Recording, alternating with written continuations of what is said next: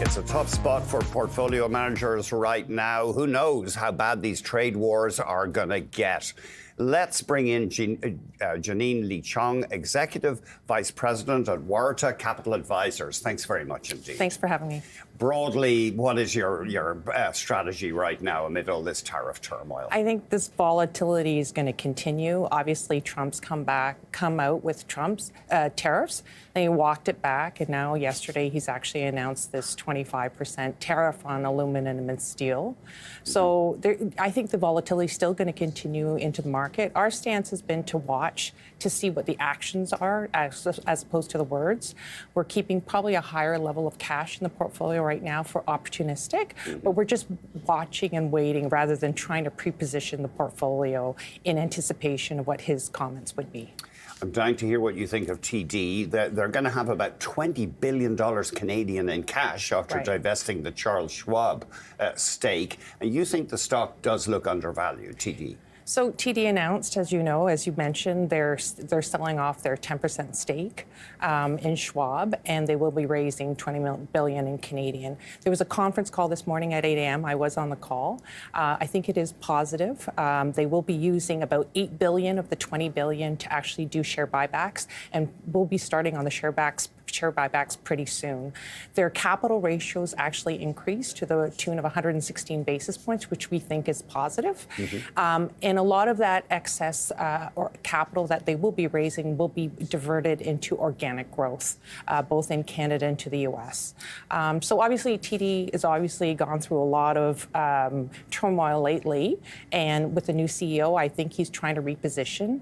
Analysts a day will be presented the second half of 2025, and we plan to hear a little bit more plans about their organic growth on a go-forward basis. So they can grow in the United States, but they can't do major acquisitions. There's an asset cap, so they are capped in terms of how much they can grow. The question was asked on the conference call in terms of their appetite for acquisitions.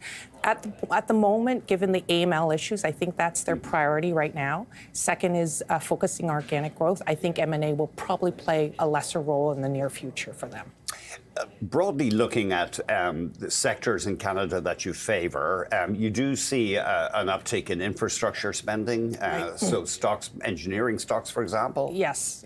So it's really hard right now to have a lot of conviction in certain sectors. As I said, we have a little bit more cash given the uncertainty of the market.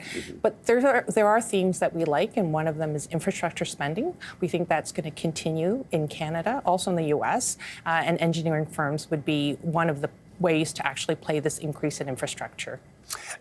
Power, we know that whether AI is going to be as huge as we hear the hype, or as it's hyped or not, we do know that power consumption is coming up as we move away from hydrocarbons. I agree. Power is actually going to increase regardless of how much AI is going to use or not. EV, and I know that's slowed down lately, but there is an increase in EV. I just look at all the people using several devices in terms of computers and laptops and phones. It's just the demand for power. On top of that, I think our infrastructure for power has been aging and not a lot of investment has been put into it. So I think there's going to be a need to increase the investment and upgrade everything with power. Broadly on the tariff front, Canadian companies that do have factories in the United States, you think could be in a decent position because it's not coming in from outside America? Right. I think Donald Trump is really focused on bringing everything back to the U.S. And you think about post-COVID, when everybody was thinking about supply chains and what they wanted to do, there was often talk about onshoring, friendshoring, and nearshoring. And I think the friendshoring and nearshoring has gone off the table, and that Trump really wants to bring everything back into the U.S. There are Canadian companies that have manufacturing facilities in the U.S. that distribute in the U.S., and I think that those companies will be fine. One stock you're watching is Russell Metals, which I think is mostly a steel distributor. It is a steel distributor. And what's your thesis on that one? So they have both operations in the U.S. and Canada. So their operations in the U.S., because it's quite a regional business. If you think about it, if you're a steel distributor, you don't want to be actually pulling that steel. It's heavy, it's expensive to move around into the region areas. And if tariffs actually go through on the steel, we could see an increase increase in the steel prices as manufacturers, distributors, and the whole supply chains adjust to this new tariff. So Russell would benefit from that, presumably higher steel prices in America. That's interesting, yeah. Kind of reminds me of the lumber companies, as I'm sure you know. They have opened up big operations in the US, partly to dodge tariffs. That's right. Areas that you're wary of, office real estate, you're not too keen on that sector right now? We have probably very little exposure in office real estate. It kind of reminds me of retail real estate way back when e-commerce came out and everybody was very negative. No one built any retail, and then suddenly retail, with the lack of supply, the fundamentals have actually turned pretty much better, I would say, recently. I think office is still going through the adjustment period.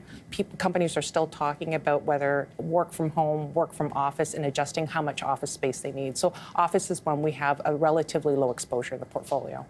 Telcos, you're not keen on them, even though they've dropped so much? So telcos is a pace we're actually watching. They're very cheap. I think the fundamentals are a little bit challenging, but it is, it's one of the things we look at in terms of sectors or stocks that haven't done well in terms of opportunities. So it's a sector we're watching very carefully. Independent power producers are the other ones. They have performed quite poorly in the last couple of years because of the yield play. Obviously, Donald Trump's comments on wind and sort of those types of green power have been negative to the sector. But the IPPs in Canada actually have a lot of growth opportunity in Canada, which I think will be positive for them. Yeah, it is interesting. I think the TSX has a clean power index. I'm not sure if we could look at that, or maybe just Intergex INE or something just as a proxy, or NPI. Yeah, it is interesting. They were go, weren't they, about 3 or 4 years ago, and people got wary since. Yes. Well, listen, we better leave it there. Thank you very much indeed for joining us. Thank you.